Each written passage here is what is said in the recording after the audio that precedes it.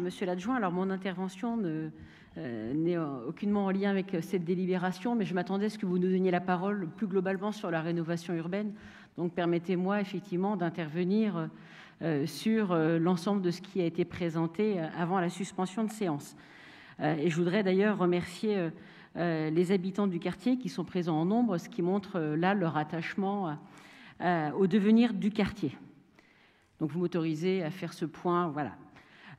Alors je ne peux d'abord que saluer dans un premier temps l'avancée de cette opération et on se le disait tout à l'heure, c'est vrai qu'on a avec les travaux moins l'occasion actuellement de rentrer dans le quartier et c'est avec beaucoup de plaisir qu'on peut voir l'évolution de certains projets et notamment de ce lieu qui nous accueille et qui est une belle réussite pour les acteurs sportifs du quartier. Donc voilà une rénovation urbaine dont les réflexions, vous l'avez rappelé tout à l'heure, ne sont pas récentes et qui était devenue particulièrement indispensable à l'évolution du quartier de Montplaisir. Les reports de budget émanant de l'Agence de rénovation urbaine et des décisions gouvernementales ont généré beaucoup de frustration par le passé chez les habitants et aussi les élus. Et c'est avec beaucoup de satisfaction que nous assistons à cette rénovation urbaine aujourd'hui. Alors on le sait aussi, une rénovation urbaine, c'est des années parfois difficiles pour les habitants, que ce soit celles et ceux qui sont contraints à un déménagement ou qui vont subir des travaux pendant plusieurs années, mais on le sait aussi, c'est un mauvais moment pour un mieux vivre demain et j'espère et je leur souhaite effectivement de rapidement connaître ce mieux vivre demain.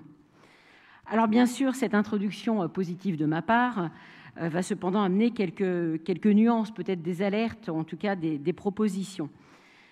Angers a par le passé mené d'autres rénovations urbaines et l'un des apprentissages que j'en ai retenu, c'est la nécessité de ne pas voir la rénovation urbaine que par le prisme de l'urbain. On devrait d'ailleurs toujours parler de rénovation urbaine et de transformation sociale, j'en suis convaincue. L'un ne va pas sans l'autre et cette réflexion sociale doit accompagner très fortement la rénovation urbaine. Alors cela passe par le fait de s'interroger sur quel quartier on veut demain à Montplaisir, comment on accompagne les différents publics qui y vivent, comment on travaille spécifiquement sur la question de l'emploi pour les personnes qui en sont les plus éloignées, comment on apporte un soutien accru aux acteurs du lien social, aux associations qui œuvrent sur le quartier et pour le quartier, pour qu'elles puissent retrouver toute leur place au sein du quartier. Ça passe aussi, bien sûr, vous l'avez rappelé, par les services publics qui doivent être confortés, notamment les écoles, et les commerces aussi, qui sont indispensables pour rendre le quartier attractif. Et tout cela doit nous amener à réussir une mixité sociale que nous appelons tous de nos vœux, mais dont on sait aussi qu'elle consiste toujours en un équilibre fragile et qui ne s'impose pas. Les habitants membres du conseil de quartier ne s'y sont pas trompés et le bilan que nous avions eu l'année dernière montrait qu'ils avaient travaillé tout particulièrement sur la notion d'écoquartier et qu'ils ont souhaité mettre en avant cet aspect des relations sociales, de la vie de quartier, de la nécessité de créer des lieux de rencontre dans le quartier. J'ai retenu une question qu'ils se posaient, c'est quels espaces concevoir pour favoriser concrètement le lien social et comment faire vivre réellement la mixité fonctionnelle, sociale, culturelle à l'échelle du quartier. Et je pense qu'effectivement, leur question, elle est fondamentale. Et elle doit nous animer en tant qu'élus au quotidien.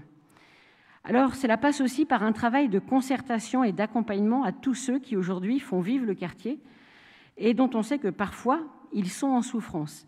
Et il me semble d'ailleurs, je voudrais le dire là, qu'il y a certainement un vrai travail d'accompagnement et de soutien accru à avoir auprès de certains acteurs comme la maison de quartier pour qu'elle reste ce pilier qu'elle doit être au cœur du quartier.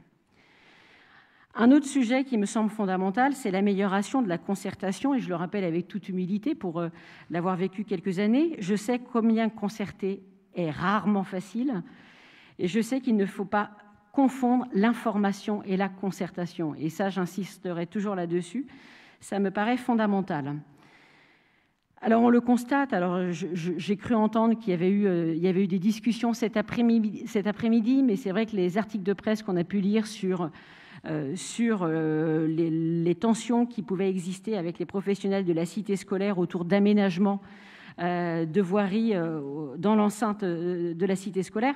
Je pense que quand on voit le nombre de réunions auxquelles sont mobilisés les professionnels dans le cadre du label de cité éducative, je crois qu'il y a encore un travail de concertation à mener de manière encore plus accrue pour éviter ce genre de conflit dont je suis sûre qu'on pourrait l'éviter. Et j'espère qu'une solution sera trouvée pour satisfaire à leurs attentes qui sont liées à leur perception de la manière dont se vit la vie au sein de la cité éducative.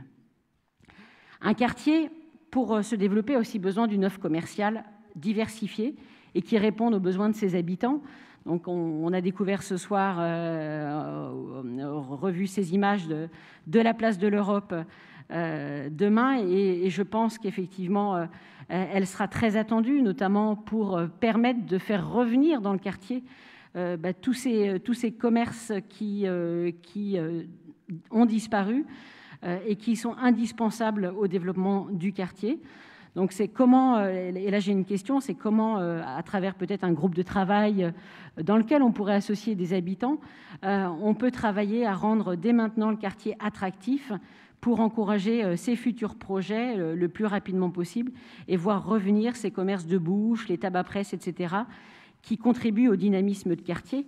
Puis c'est aussi bien sûr la question du devenir du marché sur laquelle il faudra se pencher, parce que je pense qu'il y a là aussi des interrogations, y compris des habitants, sur quelle est la meilleure des solutions. Et en tout cas, le quartier est intimement attaché à l'histoire, le marché est attaché à l'histoire du quartier, et donc je pense qu'il faut vraiment qu'on ait cette attention-là.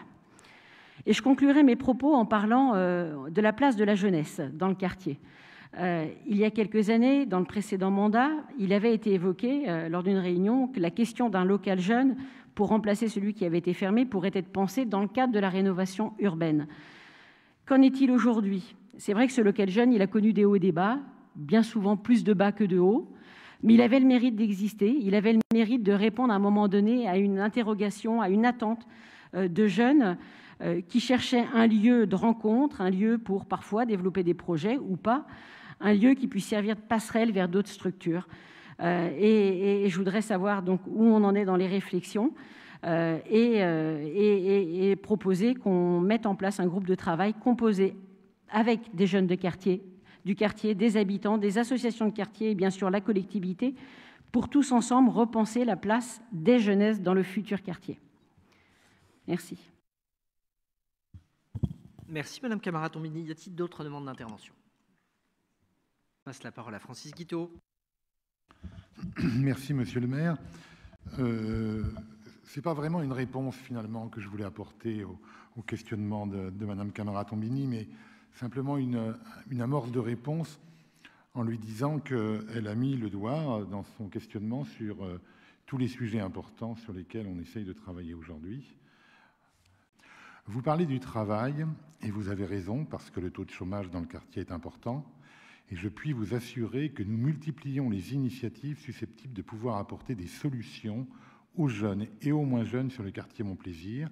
Merci, Monsieur l'adjoint. Madame Camara-Tombini. Vous connaissez bien ces sujets. Vous en connaissez la complexité, la subtilité, le dosage et le fait que parfois on croit bien faire et qu'on va trop loin dans telle ou telle direction. Et effectivement, le passé nous instruit. Dans ce contexte, une des clés, c'est le fait de réussir la mixité sociale et de ramener aussi des habitants qui, pour certains, auront un pouvoir d'achat un peu plus élevé, qui permettront de soutenir ces commerces sédentaires. La question de la jeunesse, elle est au cœur de nos préoccupations, elle est au cœur aussi des réalisations que nous faisons. Ce n'est pas tout à fait un hasard si on double la taille du gymnase. Qu'on se comprenne bien, on peut pratiquer du sport à tous les âges. Il n'empêche qu'il y a souvent, quand même, un niveau de pratique un peu plus élevé quand on est plus jeune. Il est dans mes intentions, et dans celles de surcroît de toute mon équipe, de mettre la jeunesse au cœur des prochaines conventions pluriannuelles d'objectifs. Parce qu'on s'aperçoit qu'on a parfois des maisons de quartier qui, pour des questions de pratique ou de sensibilité, mise davantage sur d'autres classes d'âge que sur les jeunes pour lesquels c'est souvent plus complexe et sur lesquels les efforts d'apprivoisement sont souvent plus longs. On a connu quelques tensions ici, vous le savez, avec certains jeunes considérant que la maison de quartier n'en faisait pas suffisamment pour eux, avec des des échanges. Bon.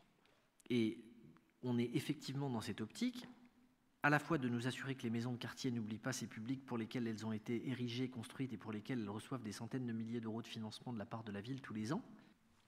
Voilà ce que je peux vous répondre.